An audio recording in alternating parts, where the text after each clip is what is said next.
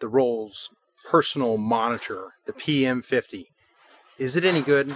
Is it worth getting? Let's find out.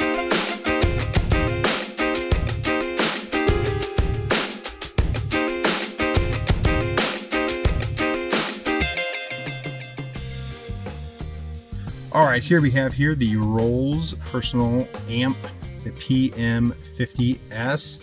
And if you watch my YouTube channel, you've seen that I have also reviewed this guy before, which is the Rolls PM351. And basically this is the big brother to this guy. And so we're gonna kind of highlight this guy and show kind of what the functionality of it is. And then we'll kind of compare it and contrast it with this guy here. But so for right here, we have the Rolls personal monitor. And for those of you that may not know what this is a amp for you to be able to monitor your instrument and aux in from the soundboard. When you're playing on stage, you've got different aux ins that are being sent back to the stage. And instead of having like monitors on the stage, you can use one of these guys and use in-ear monitors.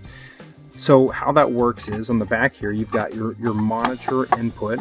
That's over here on this right here. And so your signal from the board, the monitor signal, is going to go through there.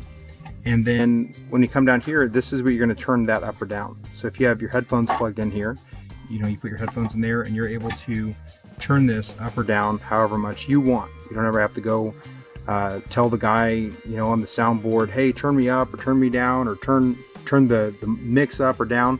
You've got total control right there.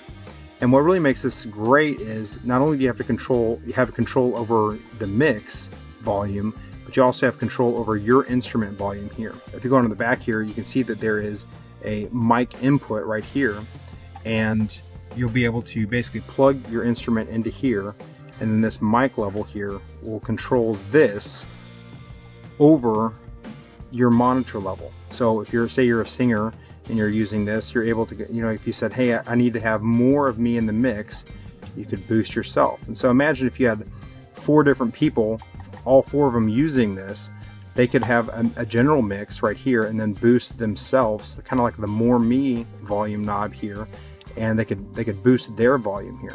That's pretty much it. It's pretty standard, pretty basic, self-explanatory. Over here on the side there is a little pin that is it's kind of like a jumper pin. You can see that in there, but you can change it from mono to stereo depending on what signal you're sending to it. And then also it has a ground jumper there. Which I wish they kind of would have somehow made a switch here and a switch there to just easily toggle it.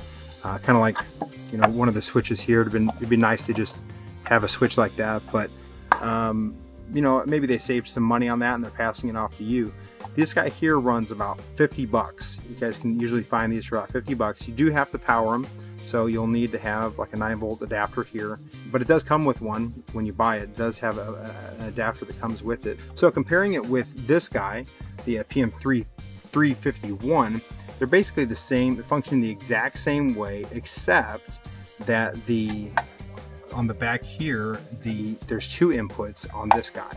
So you have a mic input, just like this guy. It's got the mic input, but then you also have this instrument section. So the only difference is it's got the mic inputs here for XLR, and then it's got an input here for 1/4 inch, and both of them are going to be XLR outs.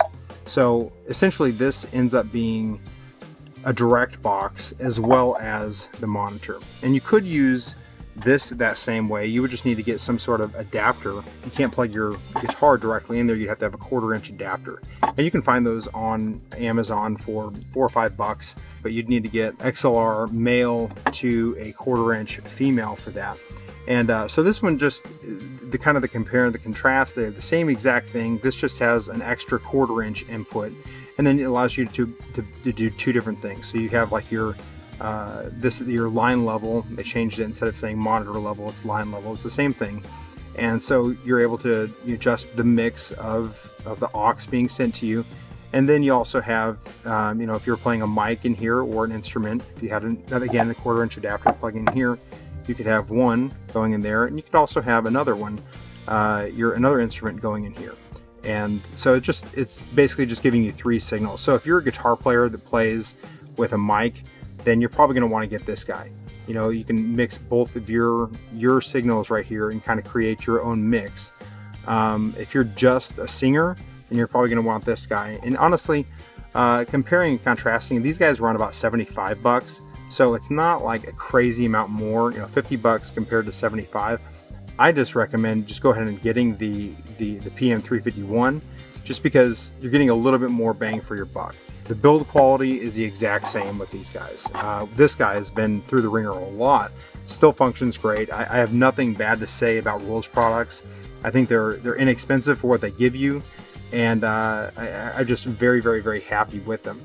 Anyway, that's my review of the Rolls personal monitor, the PM50 and the PM351.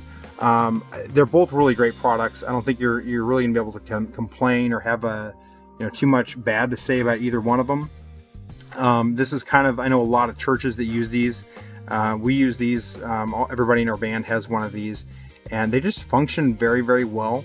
Especially for 75 bucks or for 50 bucks, you know, it just works really well for what you're getting. So anyway, if you like this video, please like, comment, and subscribe. And thank you so much for watching. This is Kennis Russell, and I'll see you in another video.